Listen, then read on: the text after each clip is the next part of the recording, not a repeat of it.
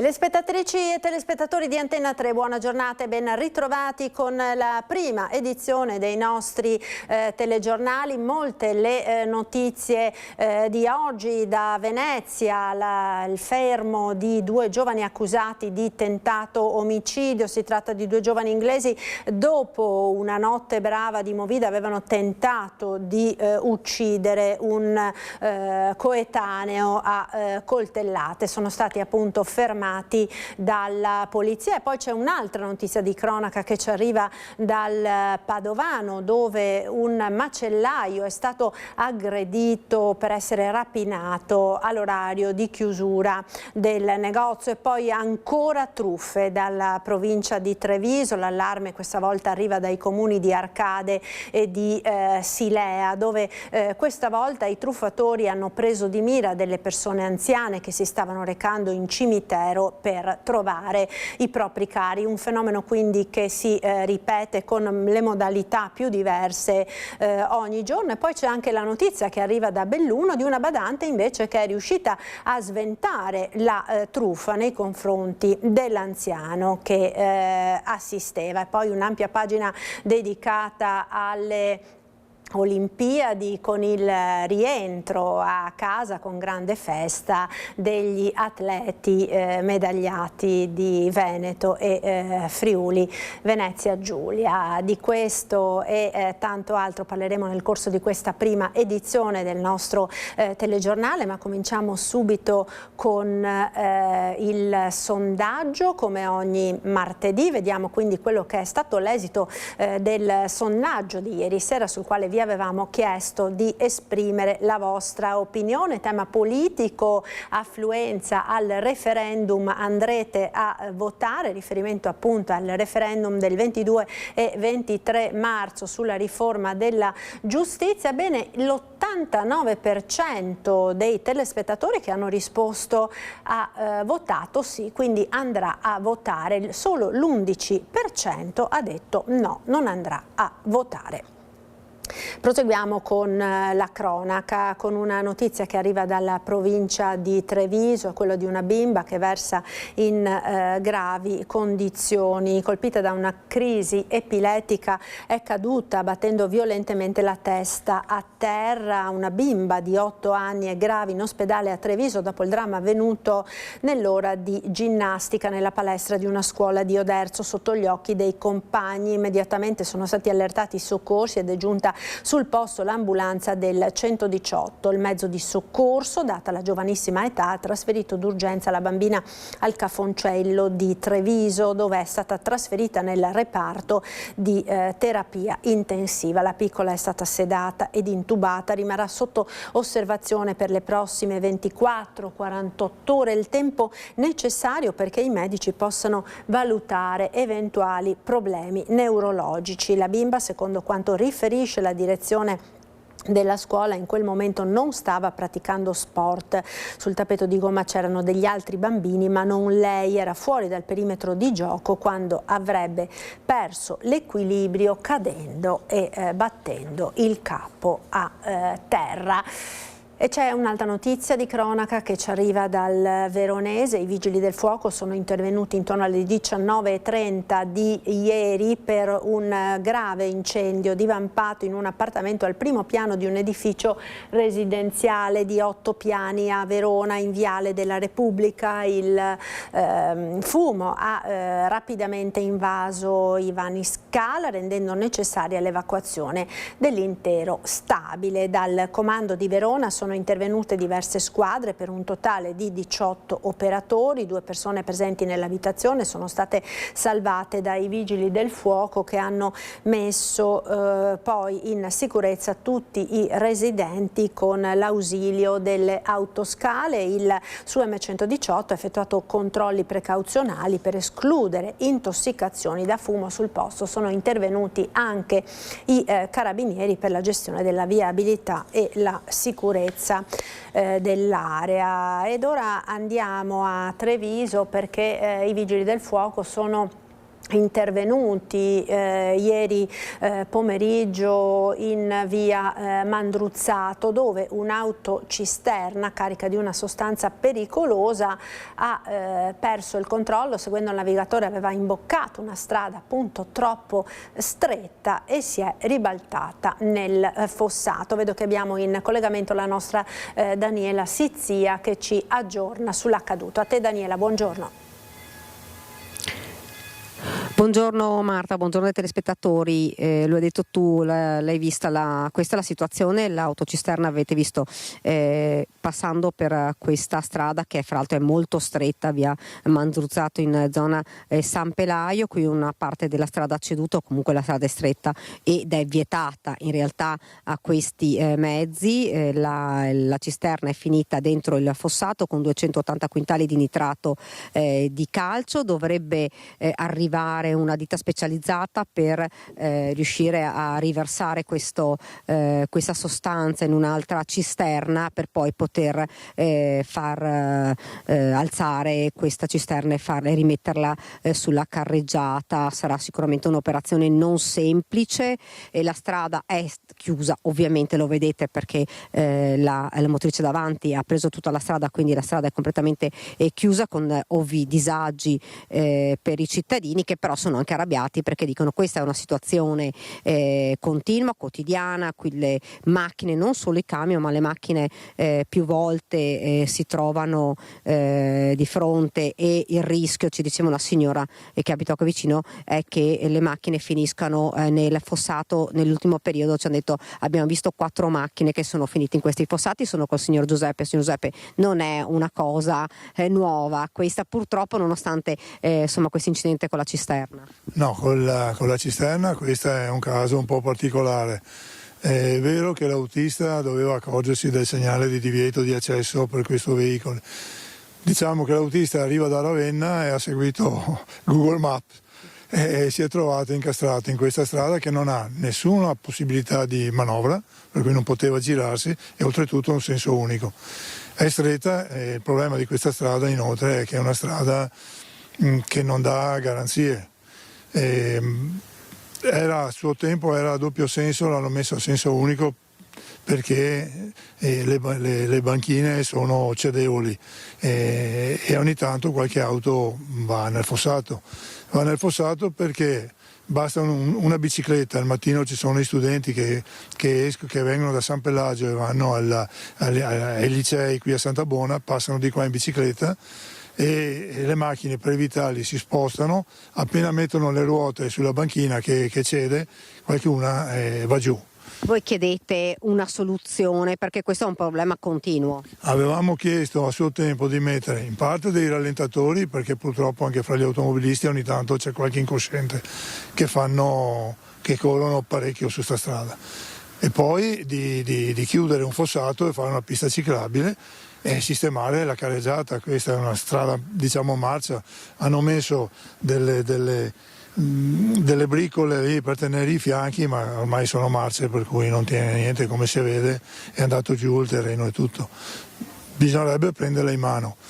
Stamattina sono passati 2 vigili, avevo accennato a questo problema, mi hanno risposto che probabilmente il comune non ha le finanze per farlo e si va avanti così, ma ormai è da anni. Si consideri che normalmente al mattino questa strada è chiusa, cioè è occupata dal traffico per tutta la sua lunghezza.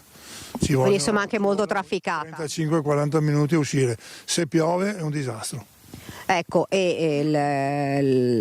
faccio vedere Marta. Ovviamente la cisterna si è appoggiata sulla ringhiera, ovviamente danneggiando anche la ringhiera di questa casa. Il camionista si è ferito lievemente, fortunatamente niente di grave, è stato portato in ospedale per essere soccorso e come vi dicevo, disagi a non finire. I cittadini continuano ad arrivare fin qua con le auto sperando di poter passare, invece questa strada è chiusa e ancora non è arrivato attivata la ditta per poter riversare questa sostanza, anche perché sennò sarebbe difficile insomma riuscire a spostare una cisterna di questo tipo. Già i vigili del fuoco, ci diceva il signor Giuseppe, ieri hanno provato a alzarla.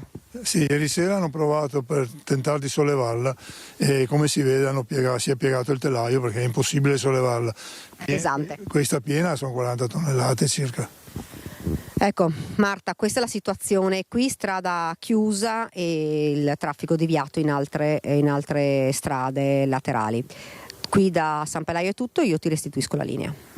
Grazie a Daniela Sizzia. Ora da Treviso andiamo a Venezia per parlare di movida violenta. Lo scorso 14 febbraio in un locale del centro storico veneziano vicino a Rialto due giovani hanno accoltellato un ragazzo di 22 anni. Si tratta di due ragazzi di 19 e 21 anni di nazionalità britannica che sono stati ora sottoposti a fermo per tentato omicidio. Ci aggiorna Edi Calimanna. Te Edi, buongiorno. Marta, buongiorno a te e ai telespettatori. Ci troviamo poco distante dal ponte di Rialto in zona di Campobella Vienna, dove la sera del 14 febbraio è avvenuto proprio questo violento accoltellamento, un colpo sferrato diretto alla giugolare, al collo del giovane 22enne che è stato ricoverato per giorni in fin di vita proprio per le ferite riportate. Come accennavi tu, sono due giovani di 19 e 21 anni di nazionalità britannica arrivati qui intorno a fine gennaio per forse passare le feste del carnevale qui. Erano alloggiati da una parente che al momento del fermo, quindi della perquisizione anche degli agenti della Polizia di Stato che sono arrivati a identificare i due giovani e a rintracciare dove si trovassero in quel momento, la parente di una di questi si trovava in Spagna, era però presente il marito della donna. Questo ha portato infatti all'arresto. Si trovano infatti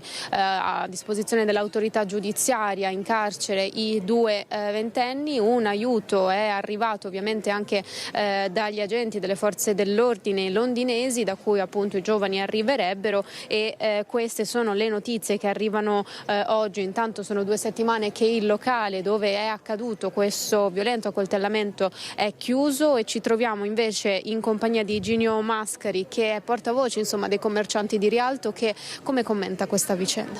Buongiorno, si commenta come ormai purtroppo è diventata quasi una consuetudine. Qui a Rialto e non solo a Rialto ci troviamo spesso davanti a scene di violenza inconcepibili. Io mi ricordo da giovani c'era una volta qualche scazzottata, ma finiva là. Purtroppo questa subcultura del coltello non appartiene a noi, arriva sicuramente da una subcultura o cultura nordafricana. Infatti questi due ragazzi sì, sono britannici ma di origine algerina. Voi commercianti della zona vedete e avete visto cambiare soprattutto questa zona, ma anche altre zone del centro, soprattutto la sera?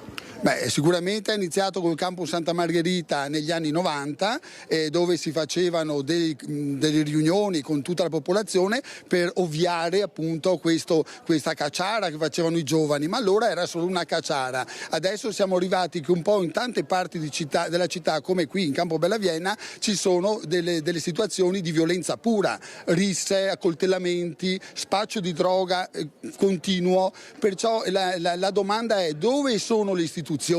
Perché questo grido di dolore è stato fatto più di qualche volta, non solo dalle associazioni veneziane, ma anche da tutti i cittadini veneziani, però fanno orecchie da mercante o non hanno la capacità ormai di controllare una situazione che è completamente, effettivamente fuori controllo. Quale sarebbe la soluzione secondo lei? Beh, soluzioni ovviamente dovrebbero essere radicali. Intanto incomincerei a togliere i coltelli da tutte le vetrine, magari delle tabaccherie. Lo so, qualcuno sarà contrario, però è inutile mettere coltelli con lame lunghe 15-20 centimetri in bella mostra, primo. Secondo, dovremo combattere questo con una presenza costante delle forze dell'ordine, che siano 2, che siano 3, deve esserci sui punti caldi una presenza costante delle forze dell'ordine, e non mi interessa se costa soldini, perché le tasse che paghiamo tutti servono servono non solo per quella sanità che non c'è, ma servono anche per la sicurezza pubblica. Se non possono garantirci questo, facciamoci una domanda e diamoci una risposta.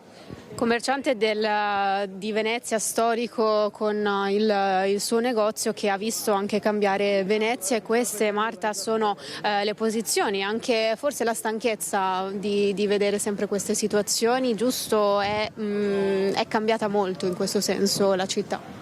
La città, io ho clienti che vengono da tutte le parti del mondo perché hanno comprato casa a Venezia, e hanno comprato casa a Venezia perché Venezia era un'isola di pace, un'isola di serenità. Tutta questa idilliaca serenità si è perduta, un po' con l'over ovviamente turismo, e anche con questa delinquenza, o direi anche mancanza di controllo di tanti giovani che drogandosi e bevendo ovviamente i inibitori si abbassano e fanno quello che vogliono. Eclatante sono i nostri sabato veneziani, quando arrivano da fuori Venezia per fare i famosi addio al nubilato, facendo pipì nelle calli, bevendo, facendo cacciare e via dicendo. Però dove sono le istituzioni in tutto questo?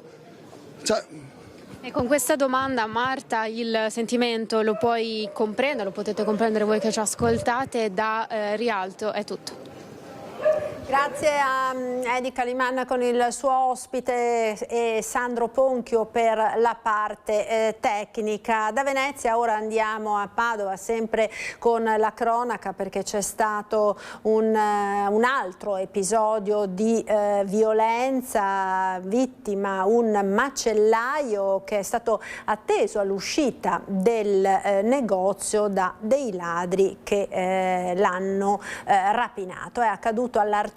Vedo che abbiamo in collegamento la nostra Valentina Visentina. Te Valentina, buongiorno. Sì, buongiorno dall'Arcella. Il titolare della macelleria che vedete alle mie spalle è stato vittima di una rapina qualche giorno fa. All'orario di chiusura l'uomo era uscito dal suo negozio intorno alle 7:30, 7:40 e stava percorrendo la via dove ci troviamo adesso in questo momento, via Lippi. Qui aveva posteggiato la sua auto, ma ad attenderlo c'era un ladro che prima aveva tagliato le ruote della sua macchina, e proprio mentre il macellaio stava controllando l'auto, il ladro con una mossa fulminea gli ha rubato la borsa con all'interno l'intero incasso della giornata, qualche migliaio di euro, tutti i documenti, effetti personali. Il macellaio è ancora molto spaventato, abbiamo provato a chiedere se la sentiva di raccontare quanto è accaduto, ma ancora molto turbato da questo episodio, perché ha detto: in tanti anni che lavoro qui non mi era mai capitato nulla di questo tipo e sono sicuro che i ladri mi stessero controllando già da qualche giorno, visto che appunto aveva trovato le gomme dell'auto tagliate, e poi il ladro si stava facendo attendere da alcuni complici che avevano posteggiato l'auto poco lontano, affari spenti, e sono ripartiti dileguandosi in pochi minuti. Il titolare appunto della macelleria ha già fatto denuncia, ma è ancora molto preoccupato per questo episodio. Solo qualche giorno fa, nella notte tra sabato e domenica, c'era stato un altro maxi furto qui a Padova, in un megastore cinese del quartiere Mortise, con ingenti danni provocati alla struttura e i ladri che hanno fatto razzia, bottino intorno ai 40.000 euro. Da Padova è tutto, la linea può tornare allo studio.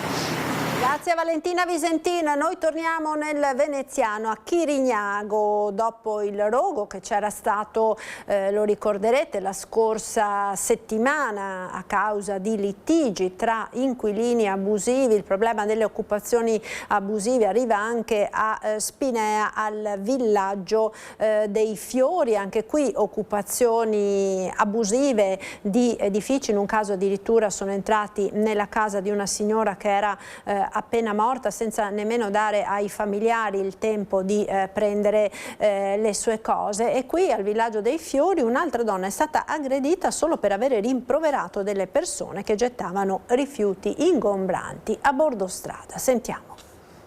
Noi alla sera non usciamo, è quello il discorso. Se dovessimo farci le passeggiate una cosa all'altra, come potrebbe anche essere, sicuramente non mi sentirei tanto sicuro nel farlo, insomma, ecco. Non è un ambiente tanto bello, purtroppo. D'altronde ci sono persone anche sfollate, così, chissà, che hanno anche dei problemi. Ci sono le case, quelle del comune di Venezia, e quindi così. È una situazione di degrado che va risolta. C'è preoccupazione a Spinea all'indomani dell'aggressione a danno di una donna colpevole di aver rimproverato degli inquilini del condominio Venezia di Villaggio dei Fiori perché scaricavano rifiuti ingombranti a bordo strada. A distanza di giorni il materiale che è stato scaricato si trova ancora qui dietro questi cassonetti lungo Viale Sanremo, poco distante dalla pizzeria, ed è stato proprio questo l'origine dell'aggressione. Come vedete si tratta di materiale particolarmente ingombrante, questo probabilmente è un armadio distrutto con le cassettiere, addirittura c'è anche un divano. Dopo averli ripresi, la vittima, dipendente della pizzeria poco distante, il giorno seguente è stata raggiunta da un uomo e una donna che l'hanno prima insultata. Poi la donna le ha sputato in faccia mentre l'uomo ha iniziato a darle pugni in testa, aizzando anche il mastino che aveva portato con sé e che le si è scagliato contro, ferendola al braccio. La paura ora è tanta anche da parte del titolare del locale, che teme ritorsioni oltre che ulteriori aggressioni. Ecco perché probabilmente la vittima non ha ancora sporto denuncia, aspetto che, evidenzia l'amministrazione, sarebbe invece fondamentale. Nel momento in cui avremo la denuncia avremo anche identificato le persone e poi procederemo con l'iter amministrativo sanzionatorio nei confronti di chi ha realmente abbandonato questi rifiuti. Quindi invito la signora a fare la denuncia, questa è la cosa più importante e fondamentale. Questa zona è una zona dove ci sono persone oneste che lavorano ed è attenzionata dalle forze dell'ordine. Noi siamo in contatto stretto con i carabinieri di Spinea ogni giorno e su questa zona posso assicurare che c'è la massima attenzione, quindi la signora che si senta tranquilla di farlo. Resta però da affrontare la questione delle occupazioni abusive che preoccupano molto condomini e residenti della zona. Siamo dalla loro parte. E ricordo, sono 154 alloggi, ad oggi risultano occupati circa una decina abusivamente e sono alloggi del Comune di Venezia. E noi lo segnaliamo al Comune di Venezia e il Comune di Venezia deve occupare questi immobili, deve assegnarli regolarmente. Se ci sono persone che hanno bisogno e sono in graduatoria vanno assegnati, non è più possibile avere questi alloggi che rimangono liberi e le persone che sono anche in difficoltà vanno ad occuparli. Questo non è l'iter corretto. A una settimana dal tragico incidente sulla Triestina è morta un'altra persona, la suocera 78enne della prima vittima, una mamma di 55 anni. Dopo l'Indita a Iazzi, la 55enne morta sul colpo nello schianto avvenuto lo scorso 14 febbraio lungo la Triestina a Tessera, all'altezza di Canoghera, è morta a distanza di una settimana anche la suocera che era in auto con lei, Marisa Gabrieli, 78enne di Lughetto di Campagnalupia. Restano ancora ricoverati il figlio della donna e la nipote di 12 anni, il primo all'Angelo, la seconda nel reparto di terapia intensiva pediatrica di Padova. Entrambi in gravi condizioni, non sarebbero però in pericolo di vita. I funerali della 55enne saranno celebrati sabato 28 febbraio nella chiesa parrocchiale di Calcroci, mentre per la suocera non è ancora stata fissata la data. Le indagini della Polizia Locale di Venezia sulle cause dello scontro sono ancora in corso. Da chiarire infatti se all'origine della sbandata del SUV vi siano stati la velocità, l'asfalto bagnato perché quel giorno pioveva, una distrazione oppure un malore. Ancora un caso di violenza nei confronti delle donne, picchia violentemente la compagna e tenta di strangolarla con la cintura, arrestato dai carabinieri un 52enne veneziano. Calci, pugni, schiaffi alla compagna e il tentativo di strangolarla con una cintura. Arrestato a Canareggio un 52enne per maltrattamenti in famiglia e lesioni personali aggravate. L'arresto arriva dopo ripetute vessazioni e minacce e violenze fisiche e verbali dell'uomo nei confronti della donna. Il 52enne avrebbe infatti assunto nei suoi confronti atteggiamenti aggressivi e minacciosi, picchiandola in più occasioni. L'episodio che ha portato l'uomo dietro le sbarre risale solo a pochi giorni fa, quando dopo una serata in centro storico i due avrebbero cominciato a litigare per futili motivi. Tornati a casa, il 52enne avrebbe colpito la donna con calci sul corpo, schiaffi al volto e spinte fino a farla cadere a terra, e una volta sul pavimento la donna è stata ancora percossa con calci che le impedivano di rimettersi in piedi. L'uomo avrebbe anche stretto intorno al collo una cintura nel tentativo di soffocarla, per poi desistere e continuare a prenderla a calci. Occasioni in cui sono intervenuti i sanitari del SUEMO ma 118 e le forze dell'ordine che hanno provveduto a fermare l'uomo, ora a disposizione dell'autorità giudiziaria. Ed una vicenda di stalking ci arriva da Treviso, dove una donna con disabilità ha denunciato un collega che la molestava con continui messaggi e regali non richiesti. Ora l'uomo è a processo per stalking. Volevo solo corteggiarla, è questa la giustificazione di un 50enne accusato da una collega di atti persecutori. L'uomo ora è a processo per stalking. I fatti sono accaduti tra ottobre e dicembre 2021. La vittima è una 40enne con disabilità che aveva iniziato uno stage in un'azienda. L'uomo, dopo aver carpito il suo numero di telefono, l'aveva letteralmente travolta da messaggi e regali non richiesti e non voluti. Non erano bastati i rifiuti della donna per far desistere l'uomo, costringendo la 40enne, esasperata, a rivolgersi ai vertici dell'azienda che l'avrebbero invitata ad interrompere ogni contatto con il collega. L'uomo sarebbe stato successivamente spostato di ufficio. A quel punto, secondo la vittima, il collega le avrebbe inviato insulti e improperi. Così si è rivolta a Telefono Rosa. Dopo alcune settimane avrebbe formalizzato la denuncia, dando avvio al procedimento penale in cui si è costituita come parte civile assistita dall'avvocato Antonella Picco. L'uomo non sarebbe nuovo a questi fatti, era già stato condannato in passato per persecuzioni contro un'altra donna fragile.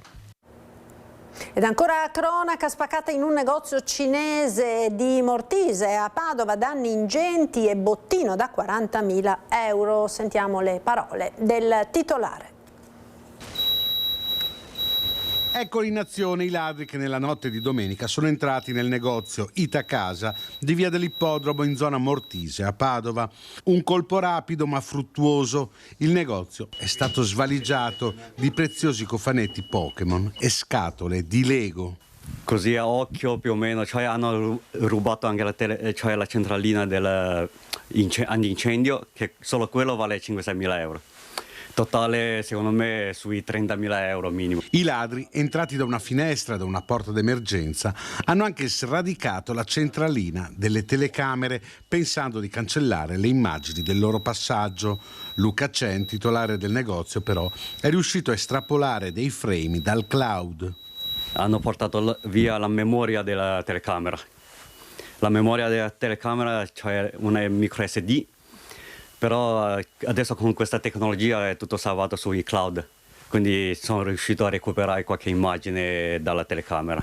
Un colpo su commissione, ci dice il proprietario del bazar, aperto da meno di un anno. Probabilmente i perredoni tenevano d'occhio l'attività. Sono venuti tantissime volte cioè prima di controllare dov'è la roba, qual è la roba più costosa, più venduta, eccetera.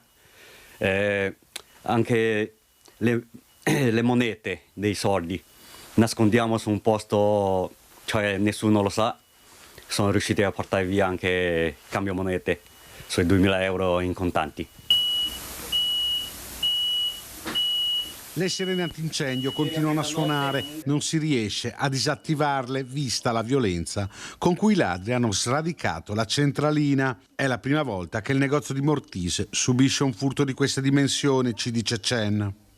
Comunque è la prima volta, non sarà l'ultima. Ora il commerciante pensa di assumere anche delle guardie private. Penso che mi collego alla telecamera, allarme, con il numero dei carabinieri, così quando suona arrivano subito. Così chiamo anche vigilanza, faccio tutto. Speriamo che non ritornano più. Ed ancora da Padova, dal padovano punto d'incontro di spacciatori e pregiudicati, chiuso il kebab di Monselice, teatro di un accoltellamento tra stranieri lo scorso fine settimana. 30 giorni di chiusura al negozio di kebab per asporto di Monselice, dove nella notte tra sabato e domenica un uomo è stato accoltellato alla gamba. A stabilirlo il questore di Padova Marco Dorisio, dopo la proposta di chiusura fatta dai carabinieri di Monselice, che hanno delineato una situazione di grave e concreto pericolo per l'ordine e la sicurezza pubblica. È stato infatti accertato in più occasioni che residenti e frequentatori della zona avevano segnalato il bar come luogo di degrado a causa dello spaccio di droga e che il locale costituisse base operativa per i traffici illeciti e come luogo di frequentazione da parte di pregiudicati. Lo scorso 4 febbraio, durante un controllo, erano stati arrestati 2 cittadini nordafricani che avevano poco prima venduto una dose di cocaina ad un italiano, usando il bar come base di spaccio e luogo di attesa dei compratori. Lo scorso fine settimana, inoltre, l'aggressione dopo una violenta rissa. Ad intervenire in via Marconi i carabinieri che hanno trovato a terra un 26enne straniero con una profonda ferita alla gamba. Gli aggressori però erano già fuggiti. L'uomo ferito è stato soccorso dai medici del 118 e poi portato all'ospedale di Schiavonia con una prognosi di 10 giorni. Pistola e cocaina in casa, la squadra no.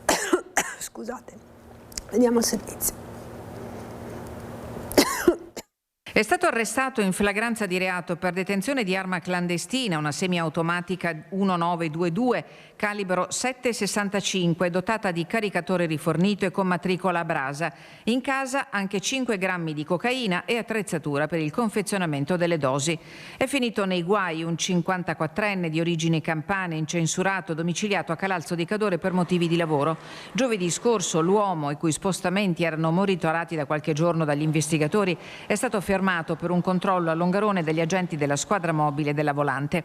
I poliziotti, insospettiti dalla presenza in auto di diversi telefoni cellulari e appunti che riportavano somme di denaro, hanno eseguito un controllo anche a domicilio, all'esito del quale sono stati rinvenuti e sequestrati i 5 grammi di cocaina e la pistola. Arrestato per detenzione d'arma clandestina e indagato per ricettazione, il 54enne è stato posto agli arresti domiciliari e dopo l'udienza di convalida alla misura dell'obbligo di presentazione alla polizia giudiziaria. Ed ora la pubblicità, tra poco. Eccoci di nuovo in diretta con la prima edizione dei nostri telegiornali. Torniamo a parlare della bimba colpita da malaria. Sono stazionarie le sue condizioni. La piccola di Chioggia è ricoverata all'ospedale di Padova appunto a causa della malaria che avrebbe contratto durante un viaggio in Africa con la famiglia. Sono stabili le condizioni della dodicenne ricoverata all'ospedale di Padova dopo aver contratto la malaria durante il viaggio in Africa con la famiglia. La ragazzina da giorni lamentava febbre molto alta e persistente. A seguito dell'accesso nel pronto soccorso della navicella di Chioggia, città dove risiede con i genitori, è stata visitata da un team della pediatria infettivologica dell'azienda ospedaliera universitaria di Padova, dove attualmente è ricoverata. Tempestiva la diagnosi che ha portato velocemente alla somministrazione della terapia alla quale la dodicenne sta reagendo bene, anche se al momento resta stazionaria. L'azienda sanitaria fa sapere che la malattia non è contagiosa e pertanto nessuna profilassi sui contatti stretti è stata avviata. Ed ancora cronaca dal trevigiano blitz della Guardia di Finanza in un garage privato a Tarso, dove è stata scoperta un'autofficina abusiva.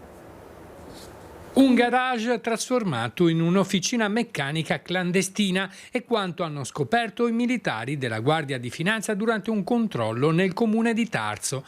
All'interno dell'autorimessa di un'abitazione privata era stata allestita una vera e propria autofficina completa di strumenti professionali per la manutenzione e la riparazione di veicoli. L'attività però risultava completamente sconosciuta al fisco. L'impresa non risultava né essere iscritta al registro delle imprese istituito presso la Camera di Commercio, né aver effettuato la segnalazione di inizio attività al competente ente locale. Inoltre ulteriori approfondimenti hanno evidenziato che l'officina operava anche senza partita IVA. Al momento dell'intervento degli uomini delle Fiamme Gialle, il titolare quarantenne stava lavorando in un'auto lasciata da un cliente pochi minuti prima. I militari hanno proceduto al sequestro amministrativo di tutte le attrezzature utilizzate per l'attività di autoriparazione e alla contestazione l'applicazione delle sanzioni previste dalla normativa vigente. È stata richiesta e ottenuta all'Agenzia delle Entrate un'apertura di una posizione IVA d'ufficio, che è il presupposto essenziale per poter ricostruire il volume d'affari e ricondurre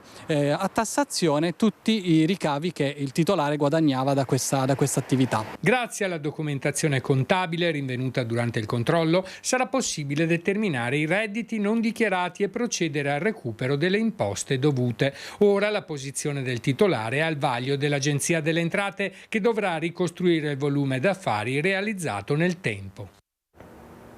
Sicurezza in stazione a Padova, lavoratori nel mirino, aggressioni quotidiane e paura nei bar dello scalo ferroviario. Interviene la CGIL di Padova che attacca la zona rossa, è solo di facciata. È un clima di paura quello in cui vivono i dipendenti nei bar dello scalo ferroviario della stazione di Padova. Aggressioni verbali, minacce e tentativi di furto sono ormai all'ordine del giorno. La denuncia arriva dalla CGIL Padova, che segnala come oltre 70 lavoratrici e lavoratori dei punti ristoro gestiti dalla Gardère siano esposti a situazioni di rischio, soprattutto nelle ore notturne e all'alba.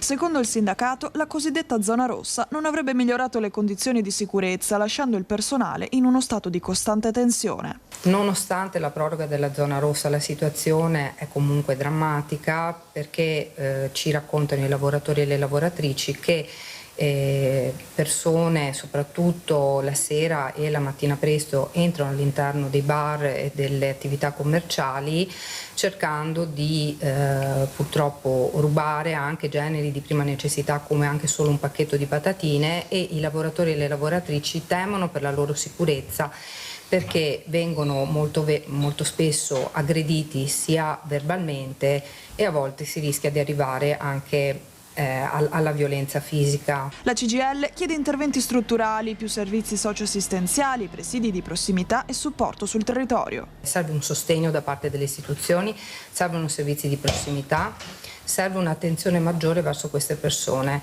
Queste persone sono molto spesso italiani, quindi non si tratta di persone straniere. 4 anni di dolore e di resistenza è il titolo della manifestazione che la comunità ucraina di Venezia ha organizzato. Si è tenuta ieri sulla piazzale di Santa Lucia nel 4º anniversario dell'invasione russa e dello scoppio della guerra. Tra i presenti il segretario dei Radicali di Venezia Samuele Vianello. Siamo stati e saremo sempre al loro fianco, ha detto, per tutelare i loro diritti anche a Venezia. Questa sera alle 19 le facciate di Ca' Farsetti, Ca' Loredan, Ca' Collalto e la Torre Civica di Mestre si illumineranno di giallo e blu, colori della bandiera ucraina, in segno di solidarietà. In tante piazze del Veneto per questa sera sono organizzati dei presidi e delle manifestazioni contro la guerra. A Treviso ora con la polemica che continua per la proroga al centro sociale Django, una polemica che continua ad agitare la maggioranza, con il circolo trevigiano di Fratelli d'Italia che rilancia con parole durissime. Il centro sociale Django dovrà scomparire, scrive in una nota, nuovo terreno di scontro dunque tra alleati. Bisognerebbe attentamente leggere il labiale per capire che cosa si sono detti, peraltro facendo trapelare un certo nervosismo il meloniano Claudio Borgia e il leghista Mario Conte a margine della presentazione dei nuovi spazi della MOM. Certo, il caso di questi giorni che agita la maggioranza è la proroga di 2 anni del centro sociale Django all'ex caserma Piave, prolungamento che lo stesso primo cittadino torna a spiegare in questi termini. È una proroga tecnica di 2 anni che non vede né il passaggio in giunta né il passaggio in Consiglio Comunale, ma è una proroga tecnica che è stata mandata avanti dagli uffici perché spettava al Django, così come è spettata a tutti coloro che hanno avuto dei rapporti. Insomma, non c'erano alternative, dice il sindaco, rivolgendosi espressamente ai componenti di Prima i Trevigiani, comitato vicinissimo al gruppo consigliare di Fratelli d'Italia, che non solo ha chiesto lo sgombero, ma poi ha pubblicato sui propri canali social una foto realizzata con intelligenza artificiale, da un lato Mario Conte, dall'altro la passionaria del Django Gaia Righetto, quasi abbracciati in una corresponsione di politici sensi. Uno sfottò con tanto di musica, qua qua qua, l'eloquente ritornello. Decisamente troppo per il diretto interessato, che non vuole rimanere con il cerino in mano e che dopo una risposta via social svela pure un retroscena. Io ho incontrato sia Nassim Ben che Campion, che sono i due riferenti di Prima i Trevisani, nel mio ufficio, dove è stata illustrata la realtà, dove è stato spiegato la linea e dove abbiamo anche condiviso che abbiamo 2 anni di tempo per mettere in piedi un progetto di co-housing sociale proprio in corrispondenza dell'ex caserma Piave. Quindi non capisco la polemica. Tra l'altro è stata illustrata alla maggioranza ed è stata illustrata anche al capogruppo Bertolazzi, quindi evidentemente manca un po' di comunicazione al loro interno. Comunicazione o no, dalla galassia di Fratelli d'Italia non c'è nessun arretramento, anzi si rincara la dose. Dal circolo cittadino la presidente Marina Bonotto è durissima: il centro sociale Django dovrà scomparire, scrive testualmente in una nota, dicendo anche che la nuova scadenza non può trasformarsi in un lasciapassare permanente. Chi anima Django, afferma Bonotto, trovi un immobile sul mercato e paghi l'affitto. E quindi, dopo le polemiche interne, per la zona rossa un nuovo fronte fa scricchiolare Casugana. Ed ora andiamo a Arcade, siamo nel Trevigiano per l'ennesima denuncia di un tentativo di truffa nei confronti di persone anziane, accaduto nei pressi del cimitero del paese. Abbiamo in collegamento Lucio Zanato con il sindaco Domenico Presti. A te Lucio, buongiorno. Sì, buongiorno Marta, buongiorno ai telespettatori di Antena 3. Noi siamo qui per raccontare un fatto che per fortuna non ha avuto conseguenze, nel senso che la persona circuita non ha subito il furto, però noi lo raccontiamo per i tanti telespettatori, soprattutto anziani, che ci seguono fedelmente ogni giorno. Quindi con il sindaco Presti, che ricordiamo oltre che essere primo cittadino è anche un ex carabiniere, quindi come dire, conosce... Carabinieri di congedo. Ecco, mettiamola così, sì, è vero, perché i carabinieri non finiscono mai. Esatto, allora Carabinieri di congedo, quindi forza dell'ordine, siamo qui per raccontare. Intanto raccontiamo il fatto di cronaca. Cosa è successo domenica qui verso le 10:30? Allora, ieri mattina viene nel mio ufficio dove lavoro, viene un signore e lo incrocio che sta uscendo, io arrivo nel mio ufficio e mi dice: proprio lei sindaco, mi è successo un fatto abbastanza increscioso domenica, e mi racconta che domenica mattina alle 10:30 ci trova al cimitero qui alle nostre spalle e questa donna, che poi io gli ho chiesto anche di descrivermi i dettagli, perché chiaramente comunque volevo avere un'idea di che persona fosse per dare poi una comunicazione all'esterno, mi dice: questa si avvicina spacciandosi per badante e cerca in tutti i modi di mettermi le mani addosso, di toccarmi, di abbracciarmi, e quindi io cerco di respingere più volte, la respingo, mi dà un numero di telefono in mano che suppongo fa essere fasullo, che getto per terra e comincio a urlare per chiamare l'attenzione, e nel frattempo la spintonata in maniera decisa, quindi ha avuto un comportamento esemplare, perché quell'ora lì non c'era moltissima gente chiaramente, lui ha cercato di attirare l'attenzione delle persone, quindi poi la donna si è chiaramente con delle guardie si è data alla fuga. Ecco, va detto che qui all'esterno ci sono delle telecamere, però il fatto di cronaca è capitato all'interno.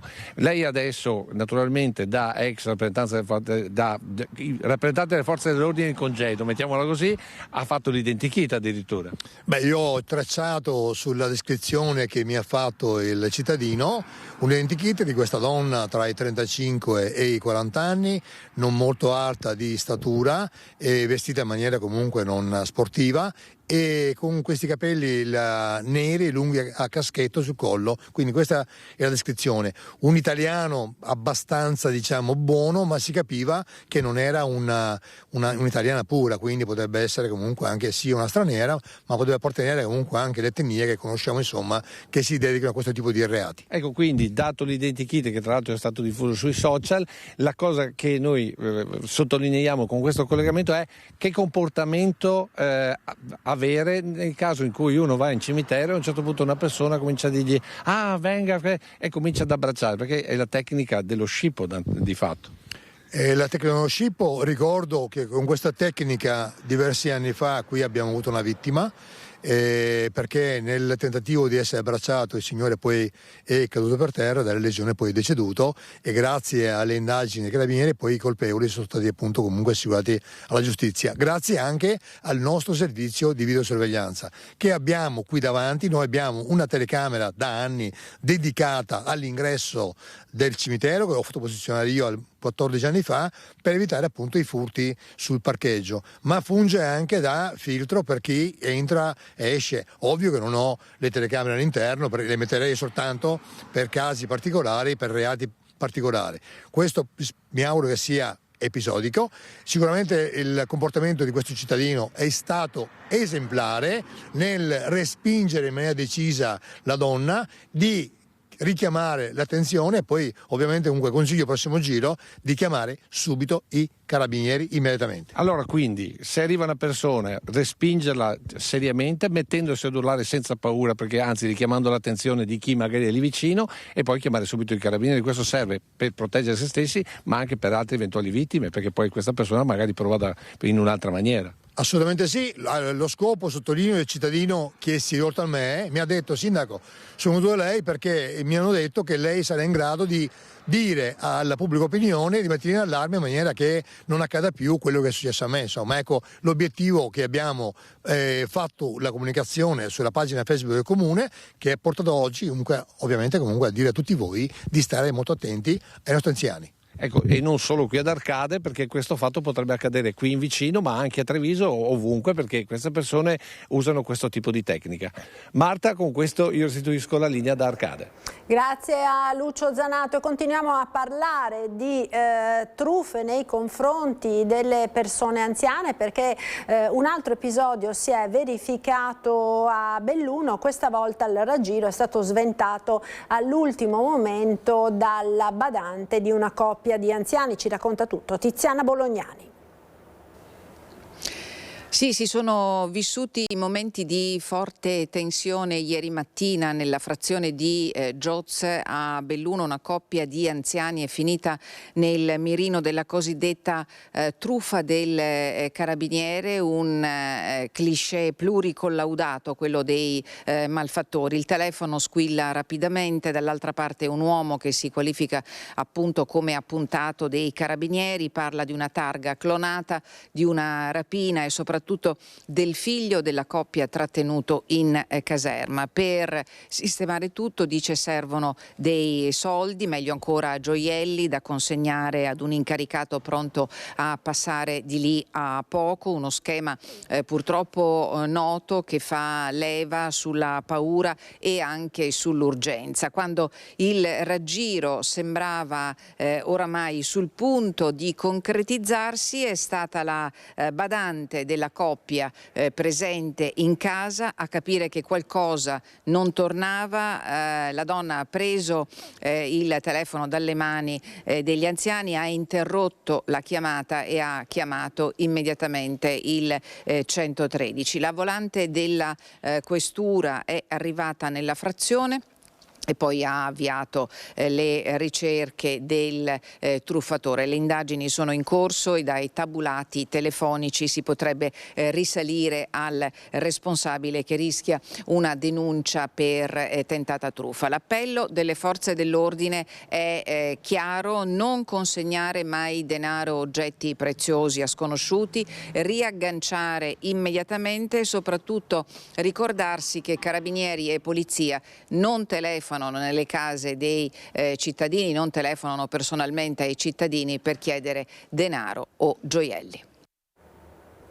Ed ancora truffe. Nei giorni scorsi vi avevamo raccontato quella diffusa su WhatsApp, la cosiddetta truffa della ballerina. Ora ne è arrivata un'altra con richiesta diretta di denaro. L'autore sembrava essere l'ex sindaco di Nove, ma ovviamente si trattava di un inganno.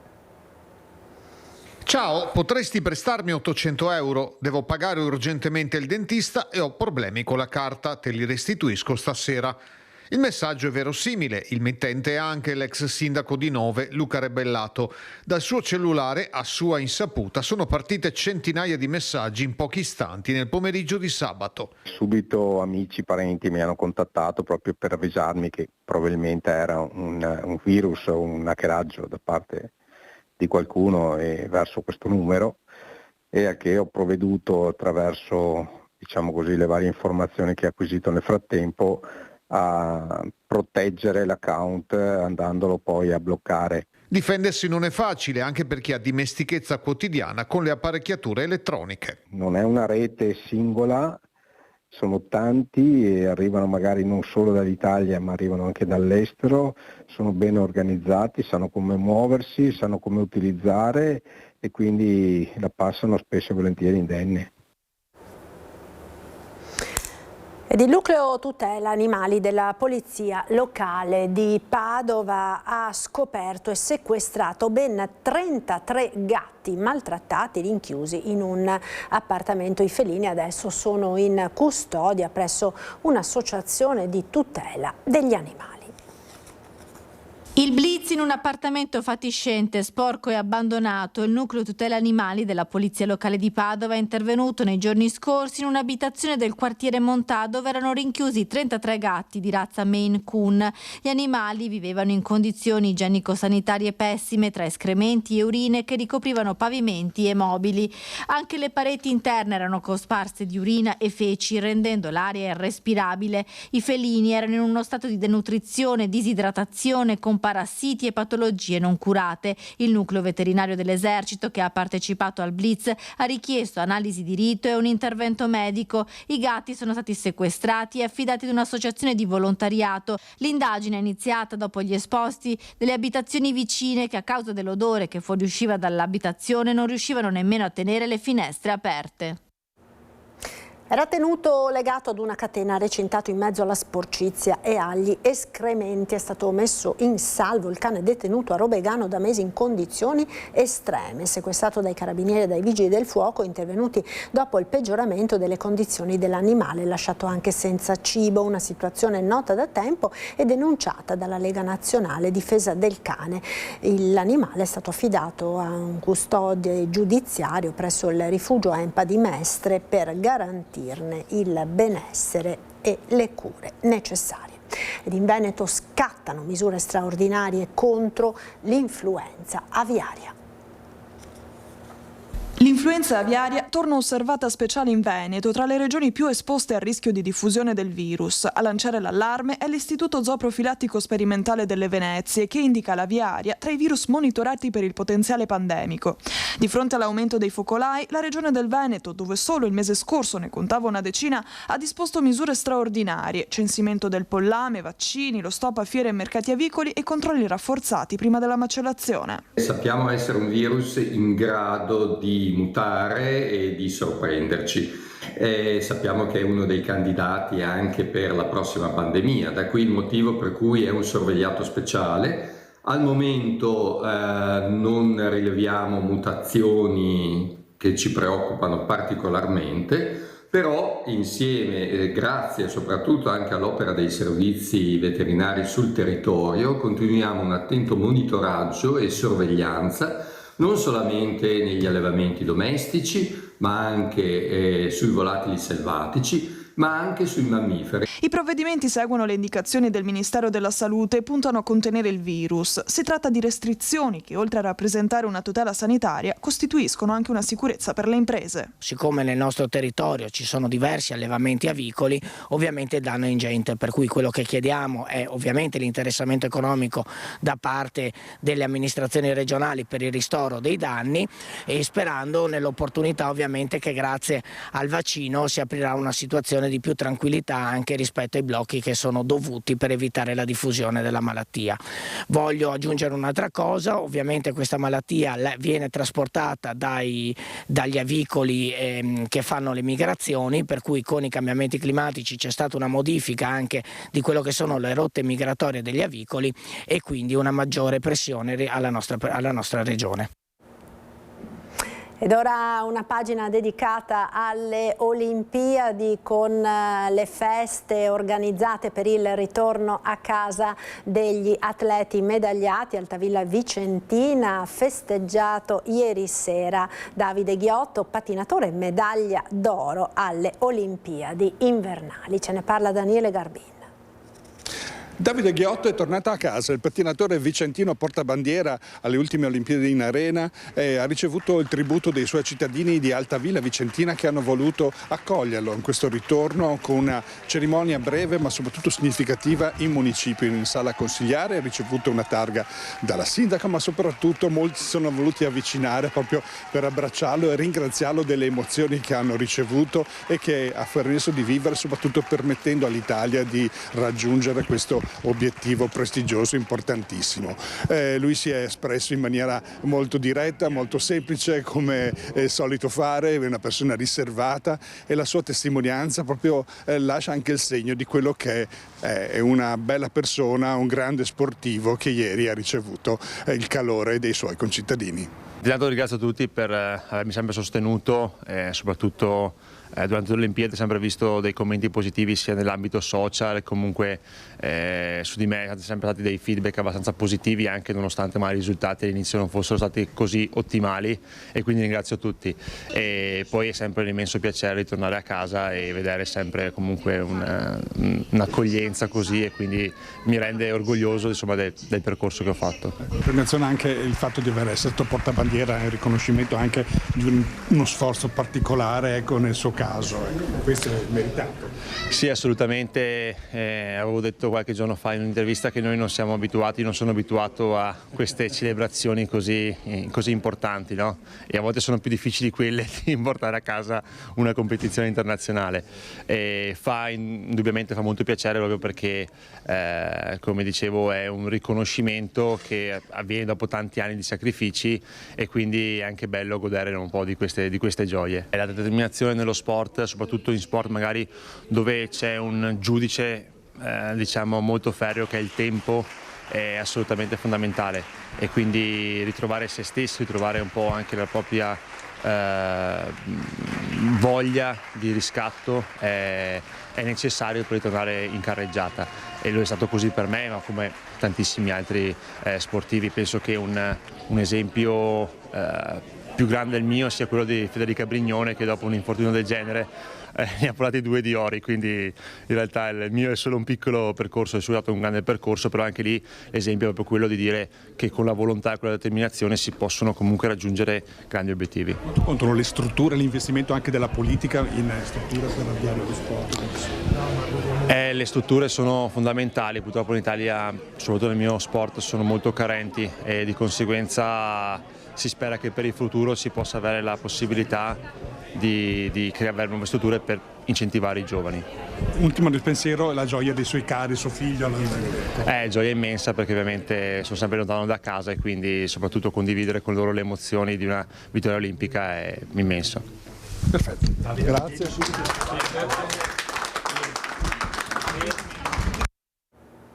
E grande festa anche a Sappada per Davide Grazia e Lisa Vittozzi, di ritorno con le medaglie olimpiche. Riviviamo nel servizio i momenti della festa di ieri sera.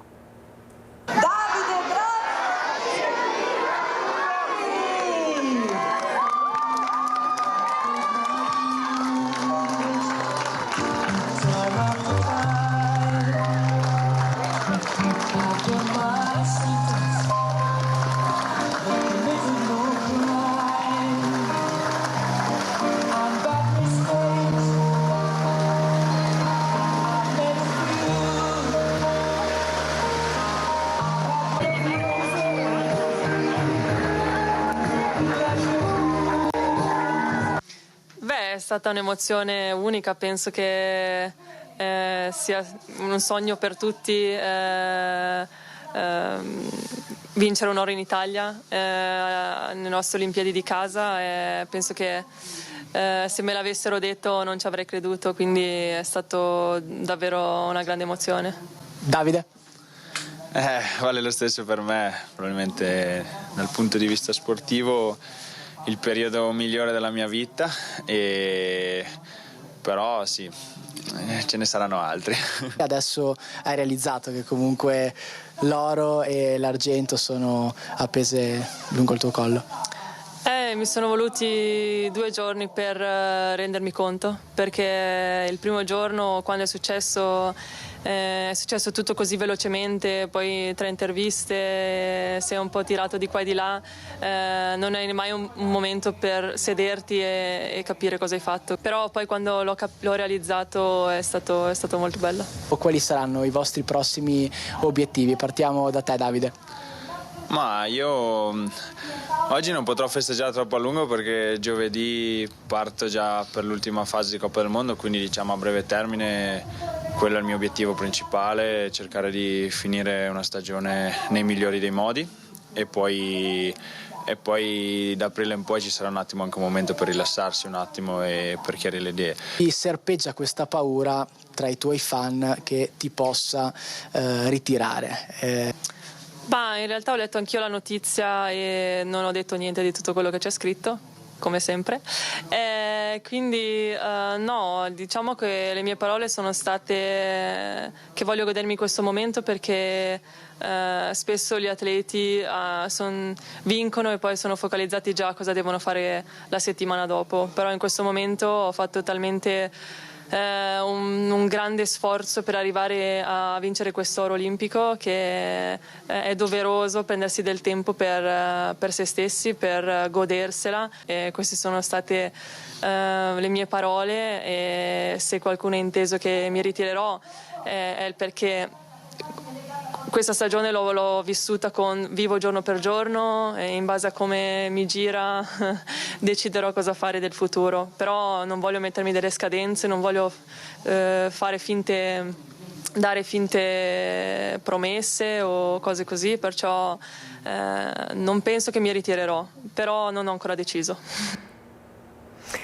Ecco, all'ora di Olimpiadi continuiamo a parlare con la nostra ospite. Buongiorno alla dottoressa Francesca Stecchi, segretaria dell'Ordine delle Psicologi e delle Psicologhe del Veneto e coordinatrice del gruppo di lavoro di psicologia dello sport dell'Ordine appunto del Veneto. Buongiorno dottoressa, grazie per essere con noi. Allora io chiedo alla regia se possiamo interrompere un attimo, mandiamo la pubblicità e subito dopo torniamo da lei per parlare anche di cosa sta dietro la preparazione degli atleti, preparazione che non è solo fisica ma anche mentale, e in queste Olimpiadi abbiamo visto davvero quanto sia importante anche questo aspetto. A tra poco.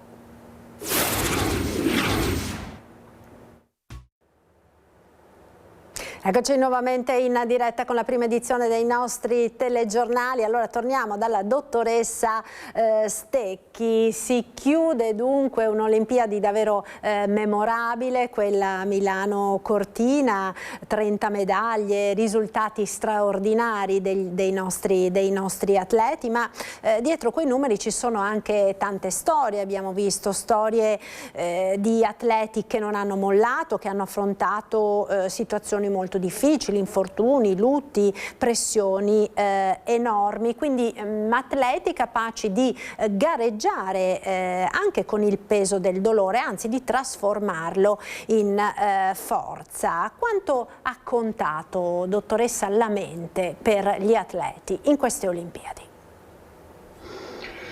Intanto buongiorno a tutti e grazie per questo invito. La mente, la preparazione mentale è fondamentale, ce l'hanno insegnato anche gli atleti che hanno parlato tantissimo delle loro strategie durante prima delle gare.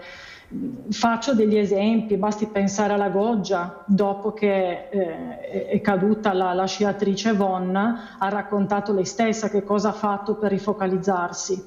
Teniamo presente che la preparazione mentale è fondamentale, perché quando si gareggia ad altissimi livelli, lì in gara non hai il tempo per pensare, quindi c'è un lavoro che viene fatto prima con psicologi formati in psicologia dello sport che insegnano agli atleti come andare a rifocalizzarsi, come andare anche a non pensare che in quel momento stai provando dolore. Pensiamo anche alla Brignone, che ha gareggiato, ha vinto 2 medaglie con il dolore alla gamba.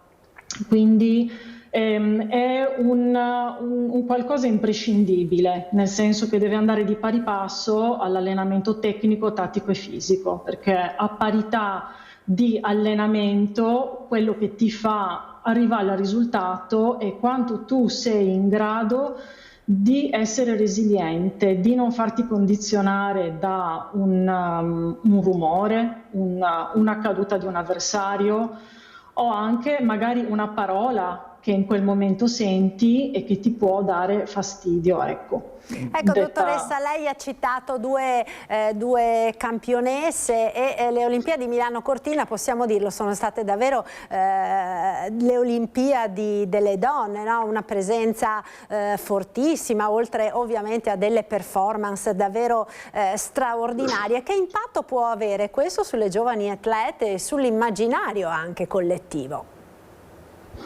Ma guardi, proprio l'altro giorno guardavo i numeri delle Olimpiadi. Già a Parigi 2024 abbiamo raggiunto il 50% tra atlete donne e atleti maschi. Adesso alle Olimpiadi invernali siamo arrivati proprio a un record storico, il 47%.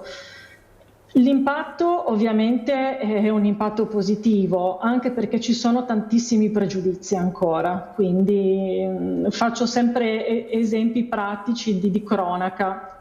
Il papà della Brignone, dopo che Federica ha vinto il primo oro, ha detto: beh, adesso dopo che hai vinto questa medaglia vorrei solo che mia figlia stesse a casa e mi desse 2 bei nipotini. Quindi dobbiamo anche sfatare magari determinate ideologie, nel senso che essere madre non significa non essere una buona atleta e viceversa, anche perché abbiamo avuto veramente una rappresentanza elevatissima di atlete che hanno vinto anche medaglie e che sono anche mamme. Quindi è un impatto importante, è un dialogo importante, ecco, per uscire anche dalla dicotomia di se sei una buona madre, però puoi essere anche una buona atleta. Ecco. A proposito di papà, si è molto parlato anche in queste Olimpiadi dei rapporti tra genitori e figli atleti. Quanto possono incidere nel bene o nel male nella carriera di un giovane atleta? Ma guarda, il supporto genitoriale è fondamentale, quindi i genitori e la famiglia sono sempre una base sicura quando sostengono il proprio figlio, ascoltano in maniera non giudicante e non condizionata, e soprattutto quando l'affetto non è parametrato al risultato. Per esempio, se vinci sei bravo, se vinci ti voglio bene, se perdi non stai facendo abbastanza.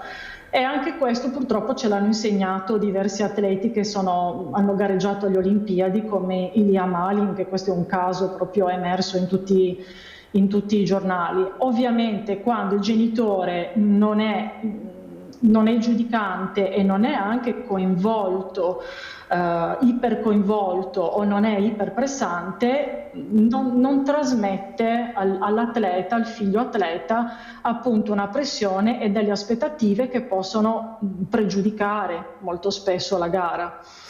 Ecco dottoressa, peraltro abbiamo visto come oggi sia fortissima anche la pressione dei social, cosa che appunto un tempo non c'era. È cambiato quindi il modo per esempio in cui si vive una sconfitta, ma anche una vittoria, diciamo, rispetto al passato. Quanto pesa per esempio poi leggere commenti dopo una gara? L'abbiamo sentito prima dall'atleta Sappadina, no? Che ha detto: io non ho letto niente, non ne voglio sapere.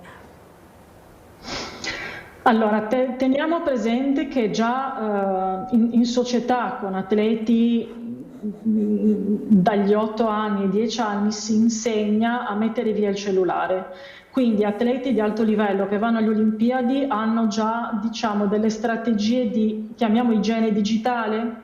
quindi sanno che non devono controllare il telefono perché può condizionargli la gara, e hanno dei momenti, delle modalità di accesso ai social e dei tempi, perché sicuramente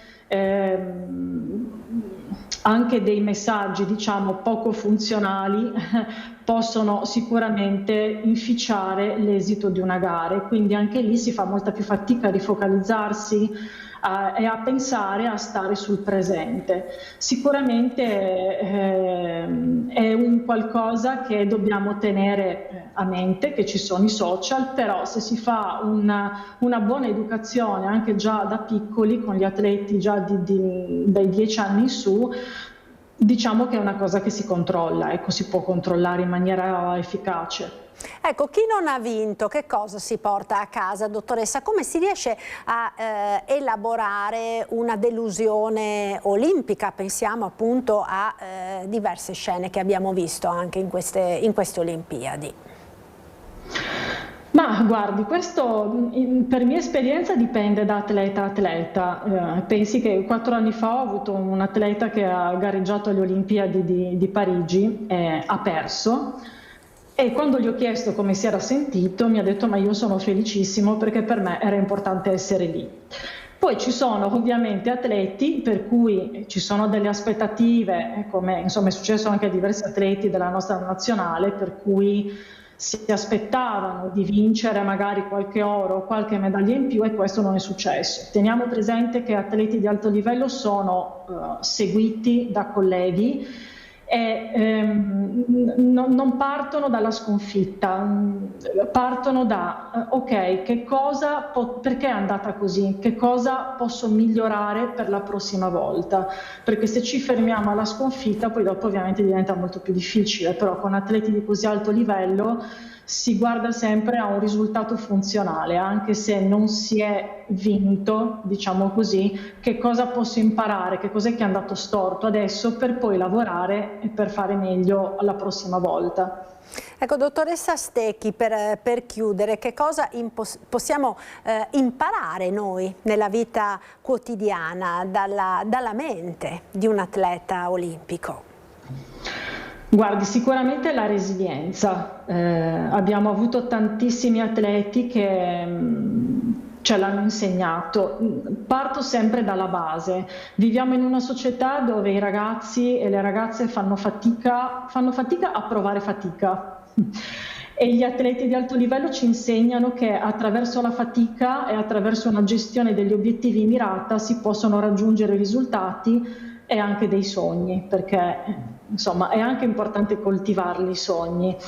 Quindi è questo che dobbiamo imparare, a stare nella fatica e a credere in noi stessi. E appunto a riuscire anche a rialzarsi, perché non sempre le cose vanno bene, ma queste Olimpiadi ce l'hanno proprio dimostrato, anche dopo infortuni davvero gravissimi. L'esempio appunto per tutti è quello del fantastico risultato di Federica Brignone. Ci si può rialzare. Io la ringrazio per essere stata con noi, grazie a Francesca Stecchi, Stecchi, a voi, coordinatrice del gruppo di lavoro di psicologia dello sport dell'Ordine del Veneto. Grazie ancora, buona giornata e buon lavoro. A voi, buona giornata. Ecco, noi ora lasciamo questa pagina dedicata alle Olimpiadi, parliamo di sanità perché si sta per concludere il mandato di tutti i direttori generali delle USL del Veneto. A Treviso ieri il direttore generale Francesco Benazzi ha tracciato il bilancio di un mandato durato 10 anni. L'unificazione delle 3 ULSS, la cittadella sanitaria, la gestione della pandemia, le case di comunità e l'università di medicina. 10 anni che hanno visto il cambiamento del volto della sanità trevigiana, raccontati da Francesco Benazzi, direttore generale dell'ULSS 2, nel tracciare il bilancio del suo mandato in scadenza a fine mese. 880.000 cittadini, 9.500 dipendenti, 6 ospedali e 4 distretti sociosanitari. Solo nell'ultimo anno sono stati gestiti 98.300 300 ricoveri, 298.000 accessi al pronto soccorso, 300 milioni di euro investiti in infrastrutture e tecnologia. Un bilancio raccolto in un volume, Avrò cura di te, ed un video emozionale sulle note di Battiato. E guarirai da tutte le malattie.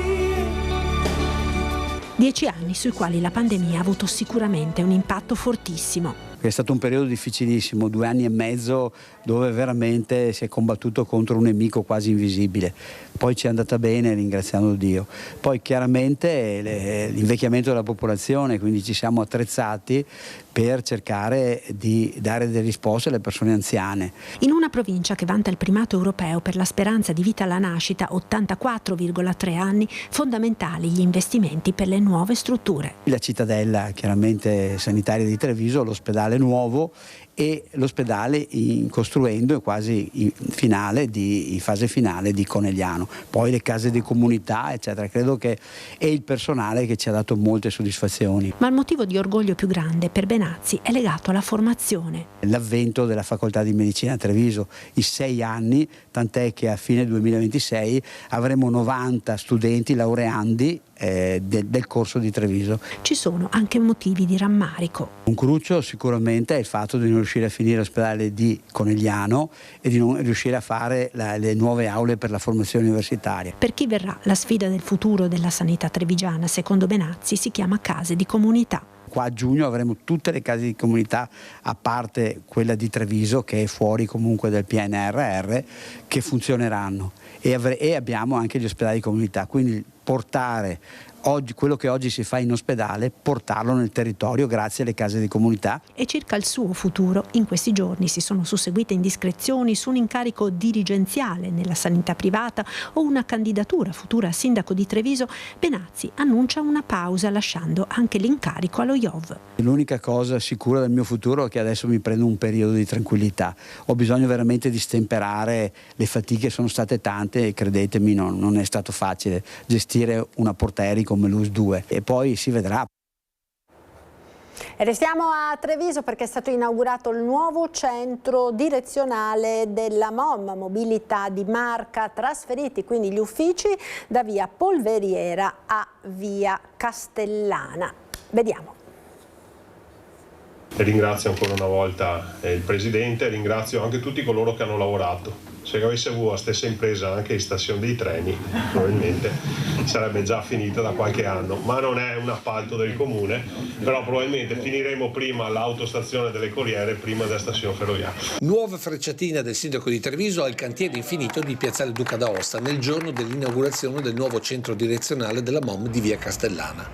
È una battuta ironica non fatta a caso, ma legata proprio al nuovo obiettivo dell'azienda di trasporto del suo storico presidente Giacomo Colladone. Noi siamo pronti anche tra 6 mesi a battere il cuore. Ovviamente non dobbiamo creare dei problemi su un'area già fortemente interessata da cantieri, quindi stiamo molto attenti a non creare situazioni di disagio per la gente. Un centro direzionale che dopo l'officina e i parcheggi con distributori e zone per la ricarica elettrica completa l'area di via Castellana costata complessivamente oltre 19 milioni di euro. 74.000 metri quadrati, 260 dipendenti, mezzi che vengono rinnovati nel giro di 2 anni, più di 200 mezzi, insomma continui investimenti.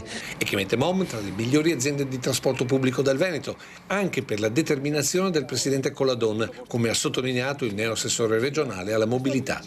Con il presidente Colladone si è subito instaurato un rapporto di reciproca stima e collaborazione, anche perché ricordo che appena diventato assessore al primo tavolo mi hanno detto: mi raccomando col presidente Colladone andare d'accordo. Assessore che ha ribadito la volontà della regione di arrivare ad un biglietto unico per tutto il trasporto pubblico del Veneto, dove si potrà spostare in Veneto con qualunque tipo di mezzo, su gomma, rotaia, sulla navigazione con un biglietto unico. Questo permetterà di agevolare tantissimo non solo per i pendolari, gli studenti e le famiglie, ma anche per una regione che a livello turistico è la prima, è stata riconfermata prima anche nel 2025. Una modalità che è già offerta agli utenti di MOM.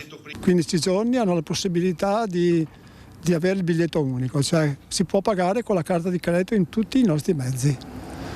Se anche le altre aziende fossero in questa situazione avremmo già creato il biglietto unico, o no? Tornando alla nuova sede, ora c'è da chiedersi che futuro per l'area di via Polveriera, lasciata da MOM e di proprietà del comune di Treviso. Abbiamo già sul tavolo delle richieste sia pubbliche che private. Ovviamente il nostro obiettivo è quello di mantenere un'anima pubblica a quella che è peraltro una gran bella sede, e quindi nelle prossime settimane potremo così annunciare qualcosa, quello che sarà il futuro di quella sede.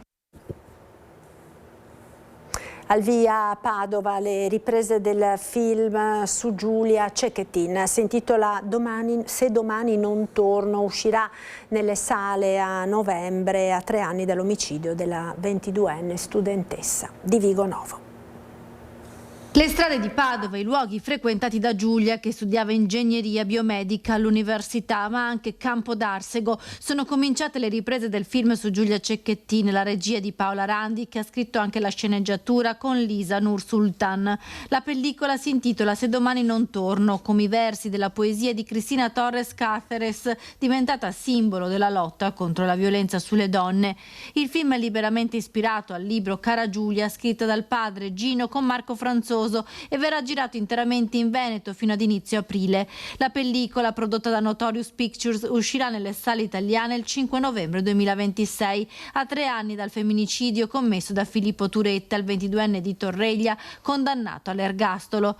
Nel cast Filippo Timi interpreta Gino Cecchettin, Sabrina Martina interpreta Giulia, Tecla Bossi interpreta Elena, sorella di Giulia, e Tommaso Aglione Davide, il fratello. Se domani non torno, spiega la produzione, non è la narrazione di un fatto di cronaca, è un film che nasce dall'urgenza di raccontare una storia che non aggiunga clamore a ciò che già conosciamo, ma che scavi più a fondo. Dunque il film, che ha il supporto di Gino Cecchettin e della sua famiglia, porta al cinema quello che intende fare la Fondazione Giulia Cecchettin, ovvero parlare in modo ampio e trasversale ai ragazzi e sensibilizzarli sul tema della violenza di genere. Si è chiusa domenica la mostra su Giovanni Segantini al Museo Civico di Bassano del Grappa, un successo di pubblico sia dall'Italia che dall'estero, e che è andato ben oltre le aspettative, con il superamento dei 100.000 visitatori. Poco fa la conferenza stampa di bilancio che ha seguito per noi Mirko Cavallin. Buongiorno da Bassano del Grappa, sala Chilesotti del Museo Civico. Si è chiusa poco fa la conferenza stampa di bilancio della mostra su Giovanni Segantini, un grande successo, 108.211 visitatori, come conferma Sindaco questo cartello che ricorda altri tempi più tristi, diciamo. Questa invece è una bella notizia per Bassano. Ma certamente è un momento bello per la nostra comunità, questa è la seconda mostra più visitata nella storia di musei civici di Bassano del Grappa, una mostra straordinaria che ha visto un successo di pubblico proveniente da tutta Italia, ma anche da paesi stranieri come la Francia, la Germania e la Svizzera. Un indotto economico importante per tutto il centro storico di Bassano del Grappa, ma soprattutto il 50% dei visitatori è venuto a Bassano per la prima volta proprio in occasione dell'importante mostra di Segantini, e hanno espresso la volontà di ritornare a Bassano del Grappa. Quindi anche un'importante, diciamo, operazione di marketing territoriale che sicuramente ci porterà a dei risultati importanti anche nei prossimi anni. Risposte importanti anche da famiglie e giovani.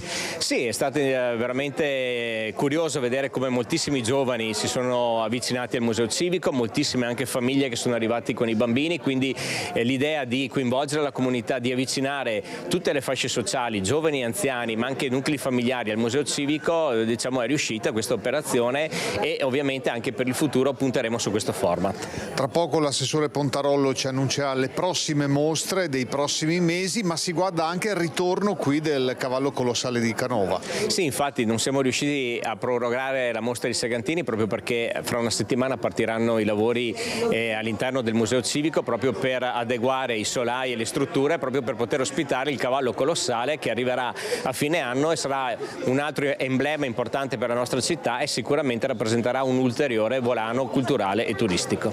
Grazie al sindaco di Bassano Nicola Finco. Sentiamo allora le dichiarazioni anche dell'assessore alla cultura Giada Pontarollo e della direttrice dei musei civici Barbara Guidi. L'avevamo anticipato nei giorni scorsi, questa quota 100.000 che è diventata addirittura 108, insomma una grande soddisfazione per voi, guardando anche al futuro. Certo, sicuramente una grande soddisfazione con lo sprint finale che era sicuramente scontato visto gli ultimi giorni, visto l'andamento delle ultime settimane di mostra. Quindi un dato che riconferma ancora la nostra città, una città dalla grande vocazione turistica e che vanta davvero un grande patrimonio culturale che si sa davvero difendere a livello, come si è visto adesso, nazionale. Prossimi appuntamenti, prossimi nomi da mostrare? Continuerà appunto l'impegno dell'amministrazione comunale nell'investire nella cultura. Abbiamo altre 2 mostre in progetto per quest'anno, ci sarà una mostra dedicata a Olivetti che sarà ospitata presso Palazzo Sturm e nel prossimo autunno una nuova grande mostra di fotografia, visti gli ultimi successi anche con Brassai all'inizio del 2025, quindi Bassano che si riconferma un vero punto di riferimento per la grande fotografia con una mostra su Salgado. Tantissimi hanno apprezzato la mostra, insomma partiamo da questa grande soddisfazione per aver centrato l'autore e l'allestimento. Sì, è stata una grande soddisfazione, frutto di uno stupendo lavoro di squadra. La sfida è stata vinta e questi 108.000 visitatori, molti dei quali hanno anche scoperto la città, scoperto le collezioni del nostro meraviglioso museo, ci hanno lasciato veramente commenti estremamente positivi e questo per noi è fonte di grandissima soddisfazione. E siamo al termine di questa prima edizione, vi ricordo l'appuntamento con Ring questa sera a partire dalle 21, ospiti di Ferdinando Avarino, Mario Conte, il sindaco di Treviso, in apertura di diretta, poi dalle 21:15 via il dibattito con Raffaele Freda di Fratelli d'Italia, Stefano Marcon della Lega, Flavio Baldan del Movimento 5 Stelle, Giacomo Cervo di AVS. Alle 22:30 si parlerà di un tema di grande attualità, quello delle pensioni, con Valentina Durante del patronato Inca CGIL e Stefano Garibbo di Confartigianato Imprese della Marca Trevigiana. È tutto, grazie per essere stati con noi. Subito dopo la sigla l'appuntamento con il nostro meteo e le previsioni del tempo sul nord-est. Arrivederci.